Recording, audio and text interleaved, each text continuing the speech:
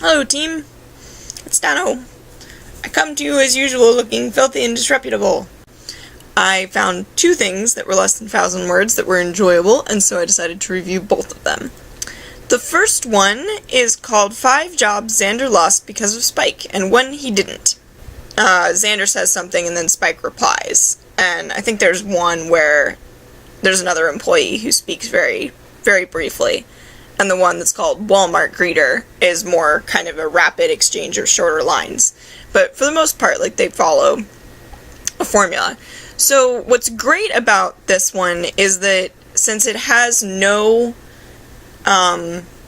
narration at all, it feels very natural, and it's really easy to, like, picture the situation based solely on the little bits of dialogue that they give you and the title, because they use this sort of generic context of a store, so they don't really need to set a scene, and then they tell you what type of store it is. Like, is it a porno shop? Is it Walmart? Is it late night radio? Really good at writing dialogue that sounds like the dialogue written by the original writers.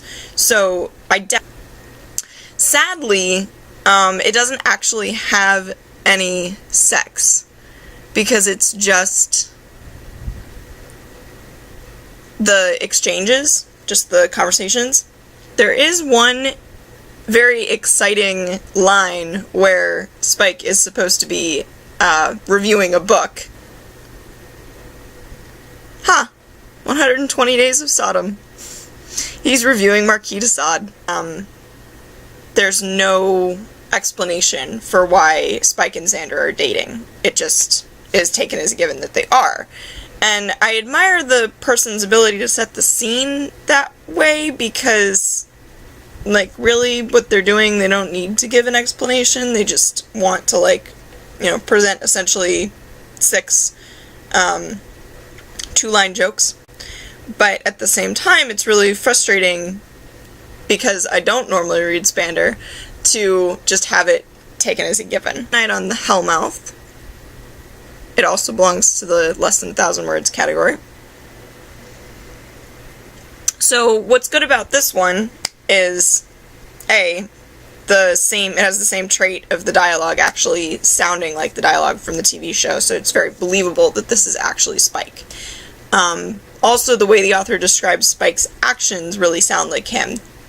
The Xander that they're using is just the one from the hyena episode. As if, like, in their mind, the only way to make this relationship work is if Xander is a hyena boy. The kind of stuff that Xander says does sound like what they had Xander say in that episode, but it's really, like, that's not a good explanation. It shouldn't have to require that Xander be a hyena boy.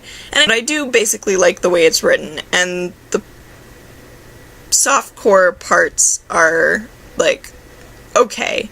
One of the downsides of this one is that although her descriptions of people's physical actions are really accurate for the way the physical acting works in the show, they're not particularly exciting.